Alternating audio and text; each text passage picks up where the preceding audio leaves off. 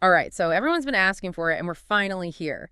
You ready to deep dive into Kendrick Lamar's surprise album, GNX? Absolutely. This one's been a long time coming. Yeah, and it dropped right into the middle of, like, the craziest year for Kendrick, right? I mean, you've got the lingering tension from that whole public back and forth with Drake earlier this year, then the massive success of Not Like Us. That was everywhere all summer. Yeah, that song was inescapable. Totally. And now he hits us with this album that kind of seems like he's throwing more fuel on the fire. It's definitely a power move, Yeah. right? Dropping an album like this right when things had just started to cool down. Exactly. And everyone's trying to figure out what it means, right? Is this a victory lap? Is this a straight up diss album? Or is it something else entirely? Yeah, it's got people talking for sure. For sure. And I gotta be honest, I'm a little lost. I need help decoding this thing. So that's what we're here to do, right? To really dive into this and see what Kendrick's actually saying. I think a good place to start might be with all these rumors about who Kendrick might be calling out on the album. Yeah, the so-called diss tracks, right? Yeah, exactly. Yeah.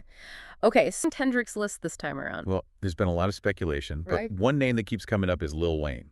Oh, really? Yeah, Kendrick has this line in Wast Out Murals that goes, "Irony, I think my hard work let Lil Wayne down." Interesting. Right? And a lot of people think that's a reference to Wayne's public disappointment at not headlining the Super Bowl halftime show, which of course Kendrick did. Right, right. It's almost like a subtle jab, but also maybe a little bit of a backhanded compliment too, right? Yeah, I think it's complex. Yeah. It acknowledges Wayne's influence and legacy, but it also kind of subtly positions Kendrick as the one carrying the torch forward, you know? Yeah, like the heir apparent. Exactly. And you can't forget, Wayne kind of responded on Twitter saying, "Man, what TF? I don't just be chilling. Yeah. Let this giant sleep." Right. It was kind of vague. Totally. Yeah. But it definitely added another layer to the whole exchange. It's like they're both playing the game, right? They know everyone's going to analyze every word. For sure.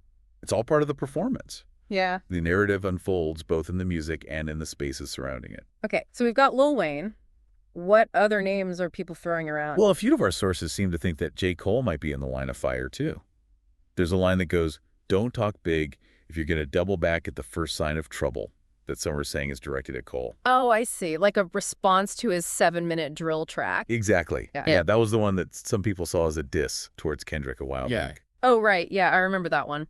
Now that you mention it, it does seem like the timing of Kendrick's line is a bit suspicious. Right. It's like he's letting Cole know that he hasn't forgotten about it. Interesting. So it's kind of like with Lil Wayne and J. Cole. Kendrick is using this coded language where the meaning isn't always super clear, but it's definitely there if you know what to look for. Exactly. He's leaving these little breadcrumbs for the listeners to pick up on. Yeah. And for the real hip-hop heads, those breadcrumbs are like gold. Right? They love to dissect every lyric. It's all part of the fun. And then there's this line that feels a lot more general. It goes, "Ain't no other king in this rap thing like siblings.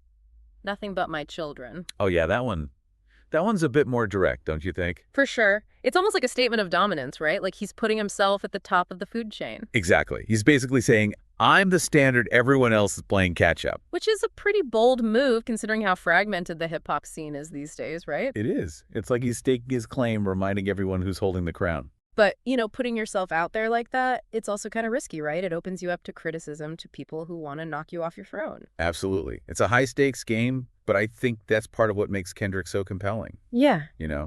He's not afraid to take risks, to push buttons. Yeah, he definitely likes to provoke a reaction. For sure. Okay, so we've talked about Lil Wayne, J. Cole, and this whole King of the Hill declaration. But what about the elephant in the room? Drake. Exactly. I mean, their back and forth earlier this year was pretty heated, so you'd expect some direct shots fired at Drake on this album, right? You would, but there's really nothing explicitly about him. The closest we get is that line in Hey Now, where he says, "I just strangled me a goat." Yeah, that's pretty open to interpretation. All right. Some people think it could be about Drake, but it's not clear. What I find even more interesting is this idea of the diss by omission. Oh, I see what you mean. Like Kendrick releasing his own Heart Pies after Drake's The Heart Part 6. That feels very deliberate to me. Doesn't it? It's like he's saying, "I don't even need to mention your name to get my point across."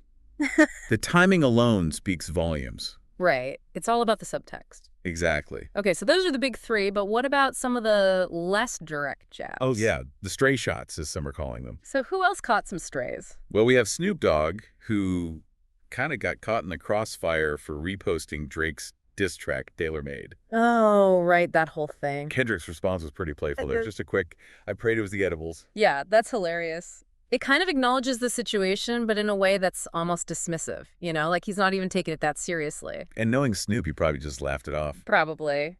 And then there's this weird thing with Father John Misty. Apparently, their albums have dropped on the same day multiple times now, including this one. Yeah, it's happened a few times. It's pretty uncanny. But, like, is this just a massive coincidence?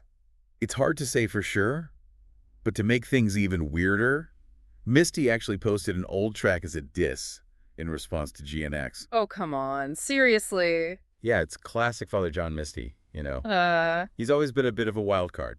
He does like to stir the pot. It's almost like he's playing a different game altogether, one that operates outside the usual rules of hip-hop beef. Yeah, he's definitely marching to the beat of his own drum. That's for sure. Okay, so we've got these pointed disses, some playful jabs, and this weird, almost meta rivalry with Father John Misty. But, you know, GNX isn't all about throwing shade, right? There are actually a lot of positive shoutouts on the album, too. You're right, there are. So I'm curious to get your take on this. What do these shoutouts tell us about Kendrick's mindset, about his approach to this whole project? Well, I think, for one thing, it shows that he's not just interested in tearing people down. He's also about recognizing he respects those who have paved the way or who are pushing the boundaries alongside him. It's like he's creating a hierarchy within the hip-hop world. You know. Like a royal court of sorts. I like that analogy, the royal court of hip-hop. So who are some of the key figures in this court? Well, one name that stands out is Nas. In Waxed Out Murals, Kendrick gives him a shout-out for being the only one to congratulate him on his Super Bowl performance. It's a small gesture, but it speaks volumes about the respect these two legends have for each other. Yeah, I remember reading that Nas was one of Kendrick's earliest influences, so it must be pretty meaningful for him to get that kind of acknowledgement from someone he looks up to. Absolutely. And it shows that Kendrick is aware of his place in hip-hop history. You know, he's not just trying to create a moment, he's building a legacy. Right.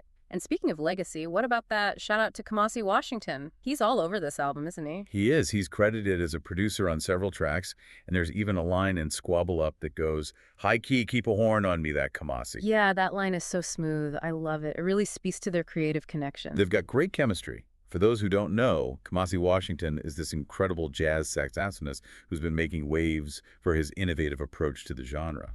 Right, and they've collaborated on a few projects in the past too, most notably on To Pimp a Butterfly.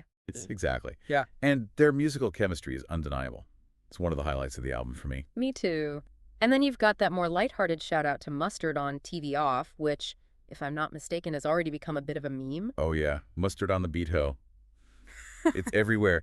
And it just shows that Kendrick doesn't take himself too seriously, you know? Yeah. He can have fun too. It's a nice reminder that at the end of the day, it's all about the music, the joy of creation. Exactly. Hmm. But even that shout out to Mustard speaks to Kendrick's awareness of the current musical landscape. Yeah. You know, Mustard is a producer who's had a huge impact on the sound of contemporary hip-hop, and I think Kendrick is acknowledging that influence. That's a good point. So it seems like these shout-outs are doing more than just paying homage to other artists. They're also a way for Kendrick to position himself within the broader context of hip-hop to show that he's both a student of the game and a master innovator. Right.